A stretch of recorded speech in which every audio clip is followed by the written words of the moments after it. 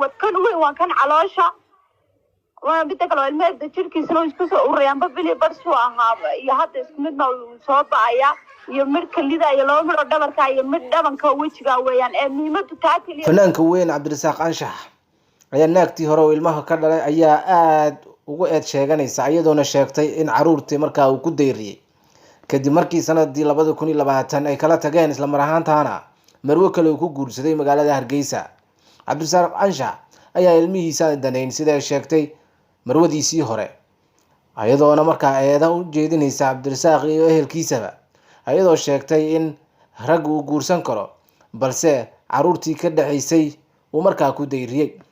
arrinkan maxaa ku soo beegay Cabdirasaaq Anshax xilligan inay eedo markaa u jeediso naagtii hore ay kala tageen xilli Cabdirasaaq Anshax uu nolol wanaagsan la qaadanayo xaaskiisaan. Cabdirasaaq Anshax ayaa weli wax jawaab aan laga hayn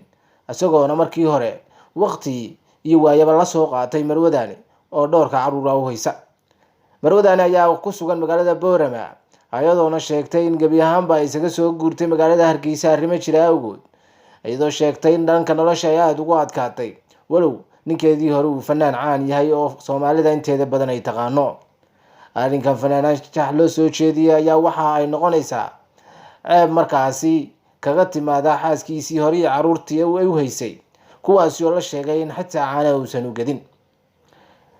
Cabdirasaaq Anshax ayaa waxa laga sugayay in maalintaasi uu ka falceliyo ama jawaab uu ka bixiyo xilli waqti uu la qaadanayo marwadiisan cusub isla mar ahaantaana uu arrintaasi dhag jalaq u siinin. dad badan ayaa isweydiinaya muxuu ugu jawaabi lahayaa Cabdirasaaq Anshax arrinkan ay u jeedisay naagtiisii hore ee ilmaha ee waaweyn u hayso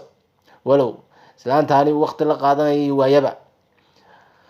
dumarka Soomaaliyeed ayaa inta badan waxa ay ku dhaleeceeyaan ragga marka ay kala tagaan in caruurta marka ay ka dhaleen ay bay iska iloobaan sidii naagta loo furay oo kale.